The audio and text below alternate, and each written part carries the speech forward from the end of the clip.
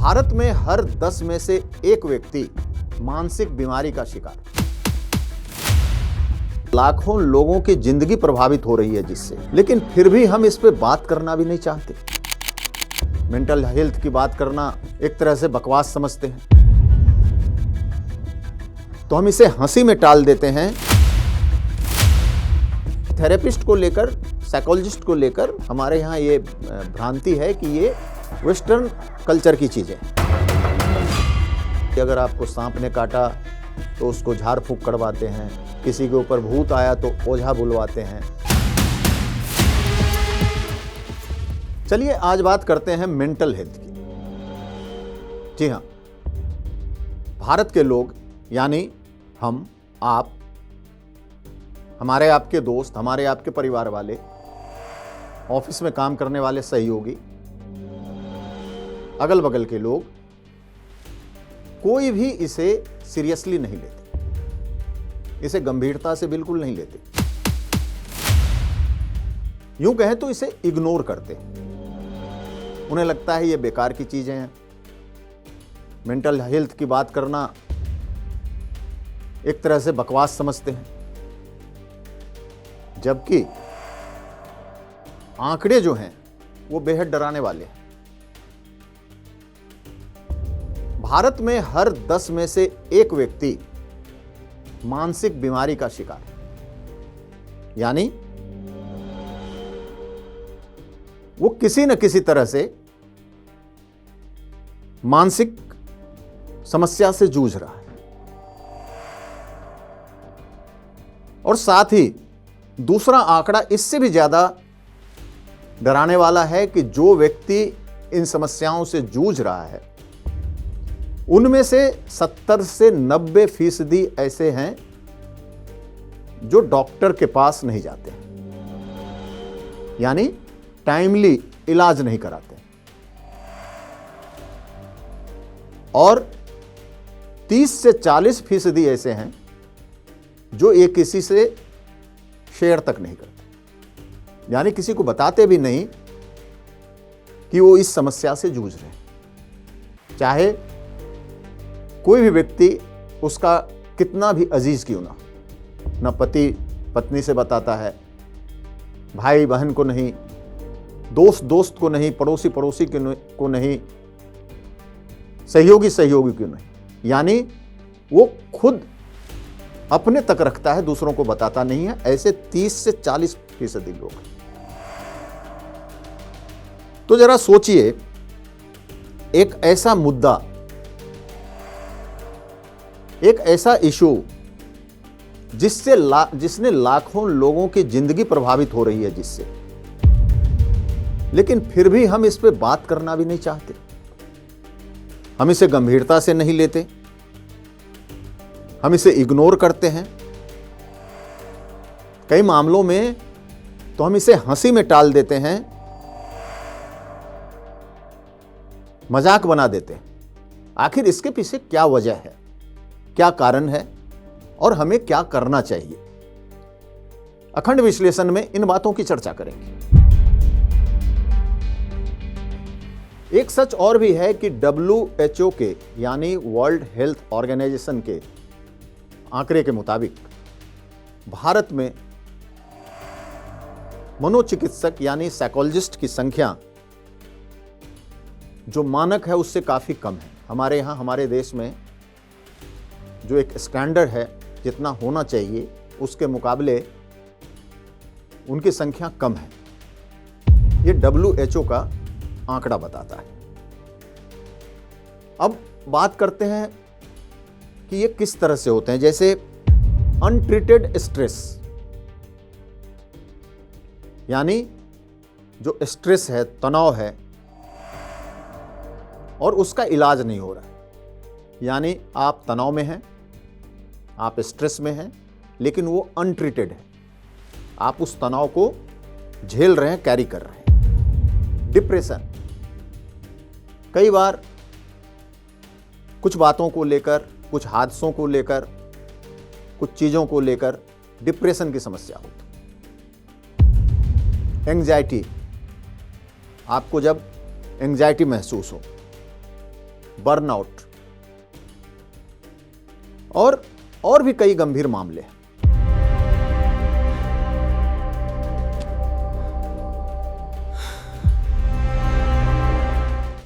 और ये इतने गंभीर हो जाते हैं कि कई दफा उससे ऐसे व्यक्ति और खतरनाक कदम उठा लेता है और खतरनाक स्टेप ले लेता है, जो कई दफा आत्महत्या की तरफ भी ले जाता है। अब सोचिए कि इससे खतरनाक चीजें और क्या हो सकती हैं। लेकिन पहली चीज है स्टिग्मा। स्टिग्मा यानी कलंक। कलंक उसको आप हिंदी में कहें कि लोग क्या कहेंगे। सबसे बड़ी वजह यही है। कई लोगों को लगता है कि मेंटल हेल्थ इशू एक कमजोरी है, एक तरह की कमजोरी है। कोई इसे मानता है कि ये अटेंशन सीकर बिहेवियर है, कि दूसरों का ध्यान अपनी तरफ खींचने के लिए इस तरह के बर्ताव लोग करते हैं। कोई मानता है कि ये एक तरह का ढोंग है। कई लोग इसे ये भी मानते हैं कि ये जानबूझकर कर रहा है। यानी ज्यादातर लोग इसे बीमारी मानने से ही इनकार करते हैं, जो एक हमारा स्टिग्मा है। और जो मानते हैं वो क्या करते हैं कि इसे पागलपन से जोड़ देते हैं। सीधी भाषा में कह देंगे कि उसके व्यवहार इस तरह के हैं, यानी वो पागल हो चुका है। और इस डर से लोग क्या करते हैं कि समाज की बात तो छोड़िए, परिवार से भी इसकी चर्चा नहीं करते और परिवार से भी इन चीजों को छुपाकर अपने आप तक रखते हैं, इन चीजों के डर से, जो एक सोशल स्टिग्मा होता है हमारा, कि लोग ये कहेंगे, लोग वो कहेंगे, ये वो कहेगा। इन्हीं के डर से वो अपने आप तक इसको छुपा कर रखते हैं, किसी से खुलकर बात नहीं करते। जो सिम्टम्स होते हैं इसके वो छुपाते हैं, डॉक्टर के पास नहीं जाते, और डॉक्टर के पास भी जाते हैं तो पूरा सिम्टम डर से नहीं बताते कि पता नहीं डॉक्टर क्या सोचेगा, समाज क्या सोचेगा, जो साथ में गया है वो क्या सोचेगा। और दुख की बात यह है कि ये स्टिग्मा सिर्फ गांव में नहीं है, गांव से ज्यादा आज की तारीख में शहरों में है। और जो पढ़े लिखे लोग हैं, पढ़े लिखों में भी काफी पढ़े लिखे लोग जो हैं, उनमें सबसे ज्यादा है। ये और चौंकाने वाली बात है। कई सारे मिथ्स हैं, मिथ को लेकर हम बात करेंगे। जैसे ये लोग मानते हैं कि मेंटल हेल्थ इशू जो है वो रेयर होता है, बहुत कम लोगों को, लाखों में, हजारों में एक लोगों को होता है, एक व्यक्ति को होता है। जबकि इसकी सच्चाई बिल्कुल अलग है। ये बेहद ही सामान्य सी बीमारी है, बहुत सामान्य है। और WHO की माने तो दुनिया भर के लाखों लोग इस बीमारी से आज प्रभावित हैं। कई बार लगता है कि आप थके हैं, उदास हैं, तो ये मामूली सी सामान्य बात है। कोई व्यक्ति किसी को लगता है कि अगर मैं थका हूं, उदास हूं, आज बहुत ज़्यादा उदास महसूस कर रहा हूं, तो ये सामान्य सी बात है। ऐसा है नहीं। जब भी आपको ऐसा महसूस हो तो आप सोचो कि ये बात आपको किसी न किसी को बतानी चाहिए, क्योंकि अक्सर यही लक्षण, ये शुरुआती लक्षण होते हैं, और अक्सर यही लक्षण गंभीर मानसिक स्थिति के संकेत देते हैं। यानी इसको आप इन चीजों को शुरुआत कह सकते हैं। और ऐसे में सबसे जरूरी है कि आप तुरंत किसी को बताएं और समय पर हेल्प लें। ये बेहद ज़रूरी है। इसको ये मत समझें कि यार थका हुआ है, आज मौसम इस तरह का है तो चलो थोड़ा सा उदास हूँ, मन नहीं लग रहा, ऐसा नहीं है। ये नॉर्मल सी स्थिति नहीं होती, ये शुरुआत है और इसको गंभीरता से लेना चाहिए। इसके बाद ये भी माना जाता है कि जो थेरेपी होती है, थेरेपी सिर्फ सीरियस पेशेंट के लिए होती है, सीरियस केसेज में की जाती है, जबकि थेरेपी, काउंसलिंग, सपोर्ट,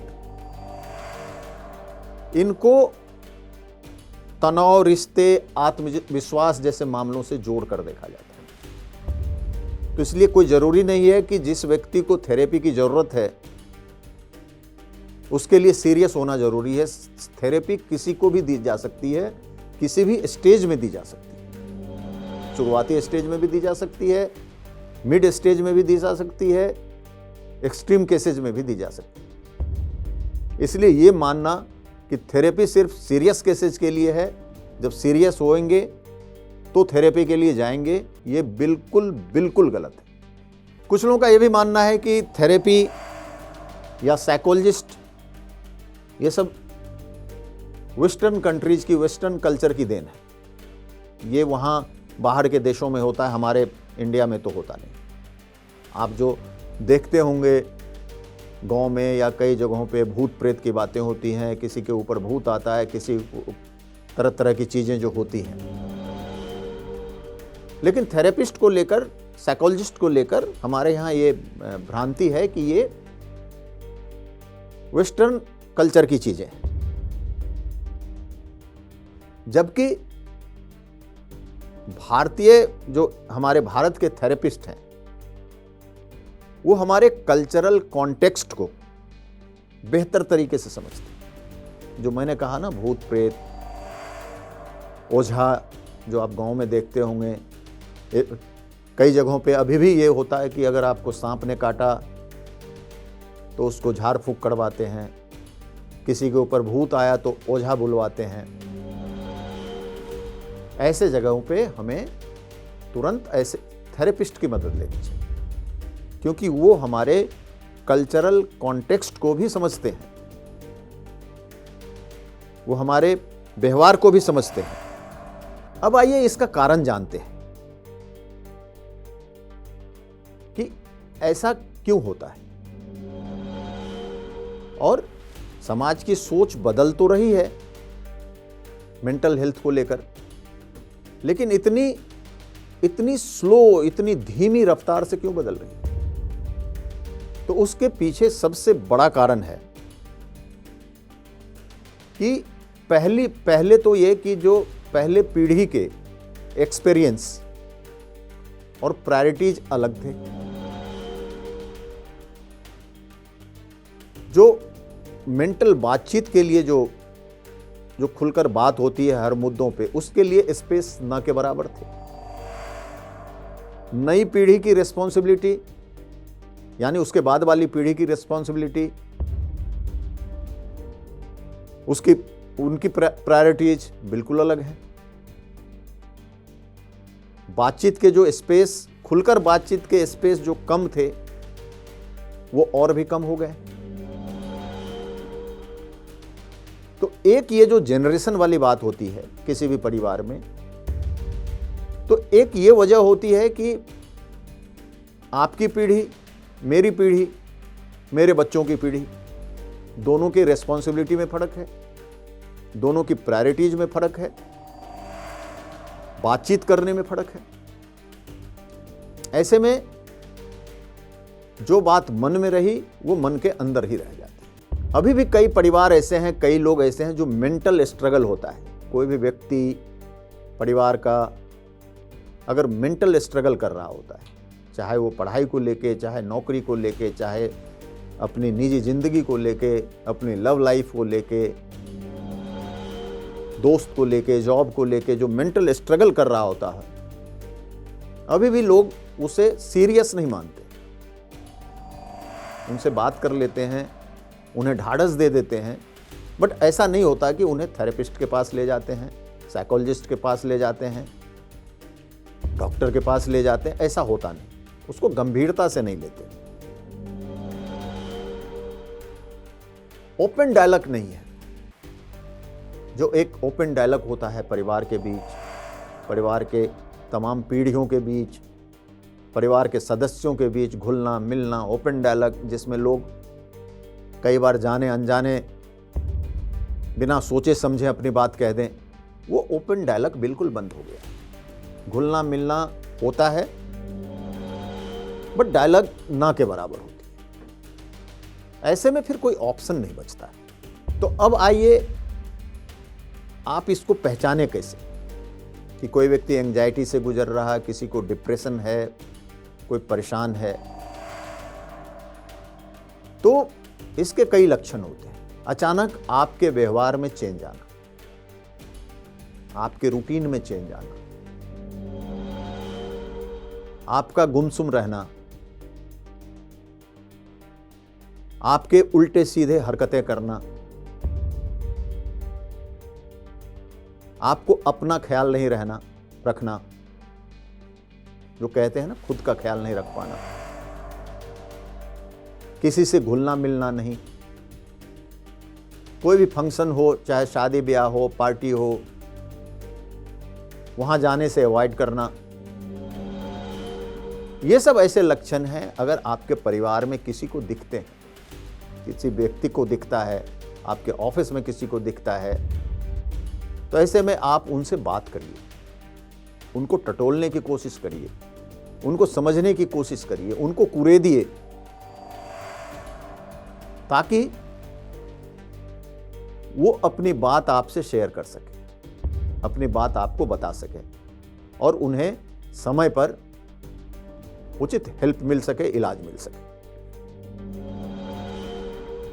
और अपने ये सलाह भी दी जाती है डॉक्टर्स की तरफ से, साइकोलॉजिस्ट की तरफ से उपाय बताए जाते हैं कि अपने इमोशंस से कभी मुंह मत मोड़िए, यानी इमोशंस से मुंह मत मोड़िए। अगर आपको लगता है कि आपको डिप्रेशन है, आपको एंजाइटी है, तो आप बात करिए किसी से, आप उसको बताइए कि ये चीज़ें हमारे साथ हो रही है।